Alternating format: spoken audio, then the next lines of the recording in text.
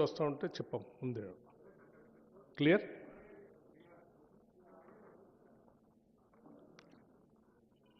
గత కొన్ని రోజులుగా తెలంగాణ రాష్ట్రానికి సంబంధించి ఆత్మగా ఉన్నటువంటి సింగరేణి పైన కొన్ని కట్టుకథలు, కొన్ని రాతలు, కొన్ని లేఖలు, కొన్ని రివ్యూస్, అంతిమంగా ఈ సింగరేణిలో పనిచేస్తున్నటువంటి దాదాపు 42,000 మంది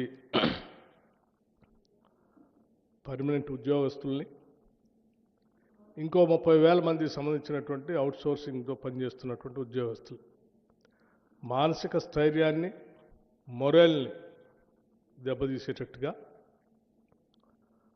దీనిపైన రకరకాల ప్రచారాలు, అపవాదులు ప్రచారం చేస్తూ ఉన్నారు. దీంట్లో ప్రధానంగా పెట్టుబడులు, కట్టుకథల విషపు రాతల రాధాకృష్ణ గారు లేపినటువంటి తెరతో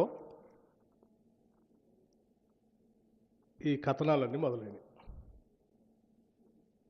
నేను మళ్ళొకసారి చెప్తా ఉన్నాను. పెట్టుబడులు, కట్టుకథలు, విషపు రాతల రాధాకృష్ణ గారి తొలి పలుకులనే పేరుతో మొదలైనటువంటి కథనాలన్నీ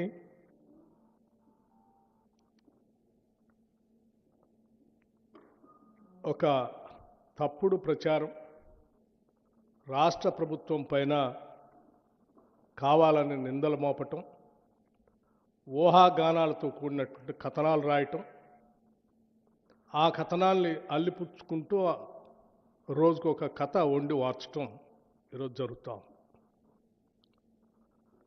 నిజంగా నాకు ఈ రాష్ట్ర ఉప ముఖ్యమంత్రిగా